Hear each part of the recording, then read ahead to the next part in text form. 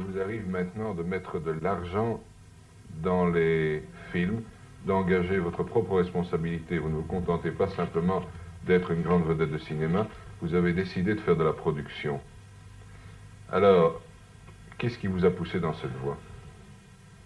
Bien d'abord parce que le fait d'être producteur, d'abord il faut partir du départ, je travaille avec une équipe très homogène et très complète pratiquement depuis 10 ans. Donc c'est des gens avec qui j'ai l'habitude de travailler, avec qui je fais pratiquement tous mes films. Donc nous nous connaissons tous. Donc c'est vraiment intime. Et lorsqu'on a un sujet, lorsqu'on a des acteurs, lorsqu'on a quelque chose qui vous plaît et qu'on a envie de faire, dans le fond, le fait de produire soi-même le film avec des gens que vous connaissez, avec des gens avec qui vous avez l'habitude de travailler, vous permet de faire sur un plan artistique, j'entends exactement ce que l'on entend, ce que l'on veut, c'est-à-dire ne pas dépendre de quelqu'un. Bon, dépendre sur un plan matériel de quelqu'un, c'est déjà délicat, mais sur un plan artistique, devoir rendre des comptes à quelqu'un sur la façon dont nous travaillons, et vraisemblablement, en général, 9 fois sur 10, à un quelqu'un qui ne connaît rien à notre métier et au cinéma, qui se contente d'être un financier, ça pose des problèmes très délicats, et surtout des fois des problèmes très, très ennuyeux. Donc le fait d'être soi-même son propre producteur, son propre patron, sur ce plan-là, nous laisse toute liberté d'action et liberté de travail, liberté d'invention artistique.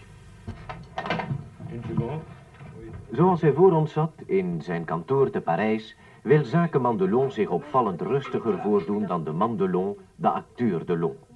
De kalmte van Mireille d'Arc daarentegen lijkt een aangeboren gave. Men moet er wel in geloven. Op haar palmares prijkt immers een grote onderscheiding. Onder leiding van Jean-Luc Godard draaide ze Weekend zonder één keer ruzie te maken. Wie doet het daarna?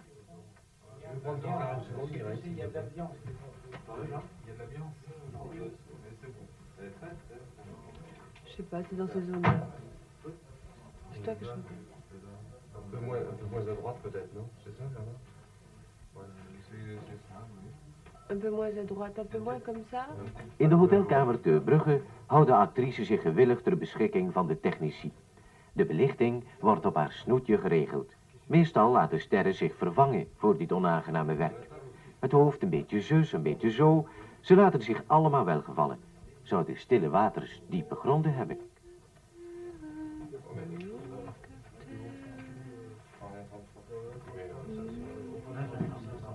Beiden spelen een hoofdrol. Men ziet ze veel zij aan zij. Tussen Alain en Mireille bestaat er nochtans een niveauverschil. Delon zit een stoel hoger.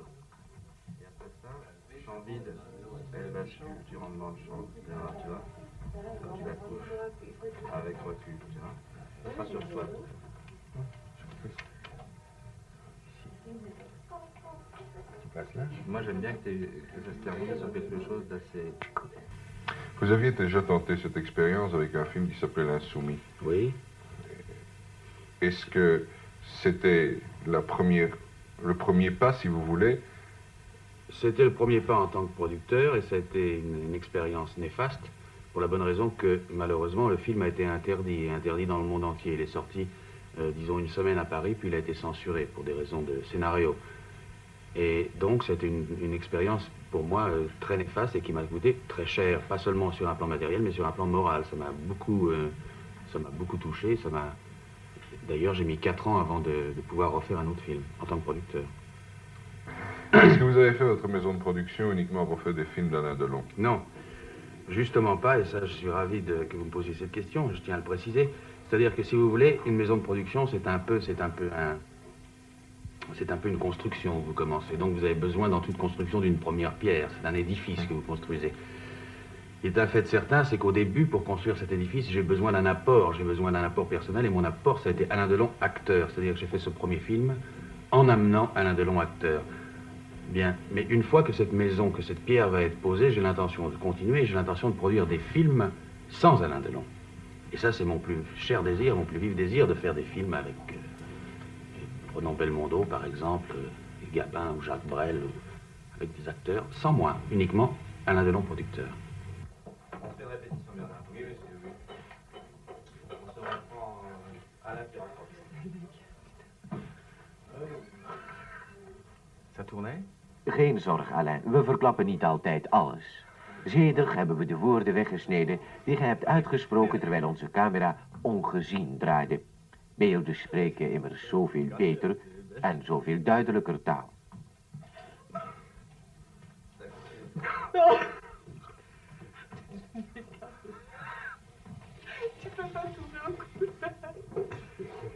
Alain se trouve où pour nous? Il va trouver quand même à sa... Maar laat dit werken zijn. Mireille houdt van Jeff, de geheimzinnige die gaat en die komt en die nooit wat zegt. Zou hij ook niet wagen. Hij beraamt een grote slag, de buit, een reusachtige partij diamanten. De lijdzame verliefdheid van zijn vriendin kan hij best gebruiken. Zij is zonder het te beseffen een gehoorzame medeplichtige. Alain Delon is uitstekend als cynische gangster die zich soms verraadt door een teder gebaar.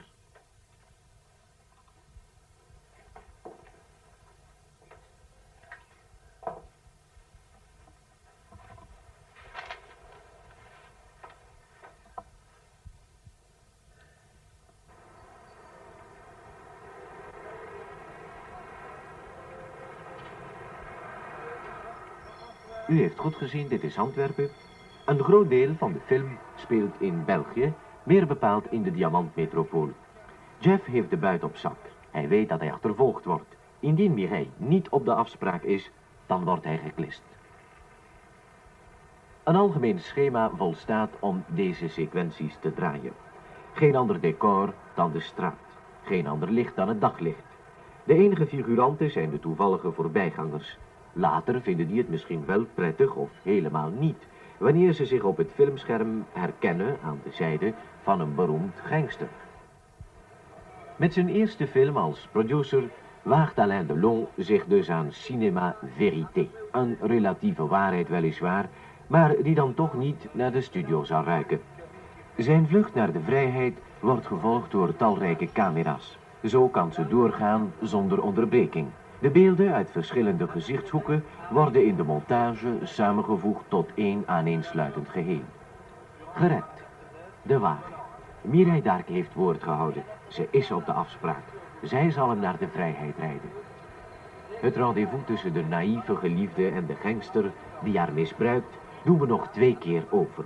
We zien de scène telkens met het oog van een andere camera. De synchronisatie van de actie wordt geregeld bij middel van walkie-talkies.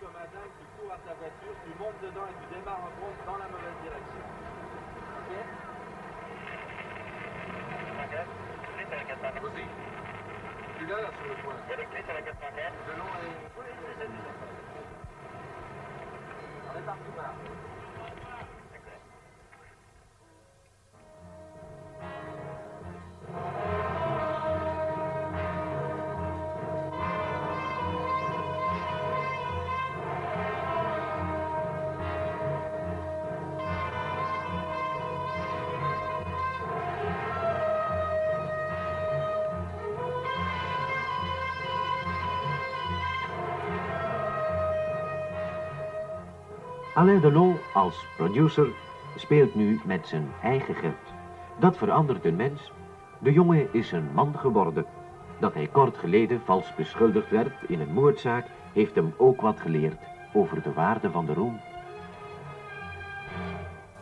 Alain Delon, vous nous faites de la concurrence là parce que vous avez votre petite installation de télévision privée. Vous êtes amateur de gadgets. Oui, je suis amateur de gadgets, je suis amateur de tout ce qui touche les gadgets électroniques. Vous voyez, il y a un magnétoscope, une autre télévision, des choses de téléphone, un peu de tout. Mais ça, c'est un gadget de luxe, mais c'est aussi un instrument de travail. C'est-à-dire, vous connaissez le principe du magnétoscope. Vous, le grand public le connaît moins, mais ça me permet, quand je dis un instrument de travail, ça me permet, lorsque j'ai certaines scènes difficiles à faire, de les faire devant ma caméra, de me voir sur l'écran, et de passer immédiatement ce que je fais, de corriger comme je l'entends, d'effacer et de recommencer incessamment.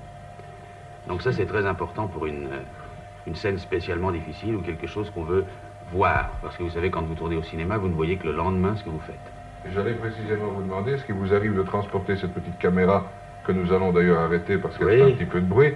Voilà, c'est parti. C'est parti. Est-ce qu'il vous arrive de transporter ce matériel sur le plateau pour avoir des résultats instantanés? Exactement, oui, parce que d'abord c'est très pratique, c'est une valise, un poste de télévision et une caméra sur pied, c'est très simple.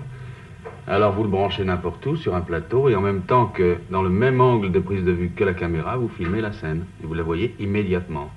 Ça a un avantage, ça a aussi un désavantage, c'est lorsque l'on voit une scène sur cet écran, sur ce petit écran dans l'instant qui suit, le désavantage est qu'on a toujours envie de la recommencer. On dit, ah mais on va essayer de faire mieux, mieux, mieux, et il se peut de ce fait la faire 30 fois, qu'on la fasse 30 fois. Ça c'est le désavantage. Il faut savoir dire très bien, arrêtons-nous là. Il y a un revers à la célébrité. Il y a le fait qu'un jour vous vous retrouvez à la première page de tout grands journaux et on raconte plein de mensonges, plein de choses qui sont inexactes à propos d'Alain Delon. Alors, comme je sais qu'Alain Delon est une personne sensible, comment réagit-il? Je ne sais pas exactement à quelle intrigue ou quel fait d'actualité vous faites allusion, ou plutôt je le sais. Oui. Je me refusais à le préciser, mais je peux... Je vous en sais gré, et je vous en remercie. C'est-à-dire qu'il y a plusieurs façons de réagir. Il y a l'Alain Delon dans la rue, si vous voulez, en public, au dehors, c'est-à-dire sous les regards, puisque ça se passe quand même comme ça. Et puis il y a l'Alain Delon chez lui tout seul, donc il y a deux façons de réagir. Mais en gros, c'est déplaisant, ça fait souvent mal, si vous voulez, mais dans le fond, il faut considérer que ça fait partie d'un certain jeu et que ça fait partie de ce qu'on appelle le revers de la médaille, ça fait partie des inconvénients du métier. Il y a dans ce métier, dans cette profession, il y a, lorsqu'on est Alain Delon, beaucoup d'avantages. Mais on ne peut pas avoir tous ces avantages sans, quelquefois, des désavantages. Et ça fait partie de cela. Mon Dieu, on le prend jamais sans une sorte d'amertume, mais il faut se dire que c'est normal, il faut se dire que les gens sont comme ça, il faut se dire que la presse vous fait et vous défait, la presse vous construit et vous déconstruit, et que c'est, si vous voulez, ces choses dues, quoi. Mais je vous dis, on ne s'en sort pas sans laisser quelques plumes, je dis pas des plumes, mais quelques traces intérieures. Donc il faut essayer, quand je vous parle de l'Alain Delon dans la rue, de ne pas montrer, parce qu'il faut toujours, en plus lorsque c'est dans son tempérament, et c'est dans le mien, dans mon caractère, dans ma personnalité, plus on me tape dessus, plus on me persécute, plus on me pique, plus je redresse la tête et plus je cache que j'ai mal. Donc ça c'est l'Alain Delon extérieur. Chez moi, ça ne regarde que moi, ça ne concerne que moi, et si quelquefois j'ai mal, je me le dis, mais je me le dis à moi seul et à moi-même. Mais je ne me montre pas aux autres, parce que de toute façon j'ai le respect des autres, et j'estime que ça ne les concerne pas, et que ça ne les regarde pas, et que je n'ai pas à leur faire partager des moments difficiles ou pénibles de ma vie. Est-ce que dans ces moments-là, vous avez, comment dirais-je, vous êtes entouré, je le sais, de merveilleux animaux, et notamment d'un chien magnifique. Est-ce que c'est un compagnon à ce moment-là? Oui, c'est un compagnon, c'est des compagnons, parce que j'ai plusieurs chiens. Oui. Mais si vous voulez, dans ces moments-là, puisque ce sont des moments qui sont quand même assez présents dans mon esprit, puisqu'ils remontent à quelques semaines ou à quelques jours, si vous voulez, il y a quand même un petit animal qui était beaucoup plus près de moi, ou du moins chez qui j'allais chercher refuge, et ce petit animal, c'est quand même mon fils avant mes chiens.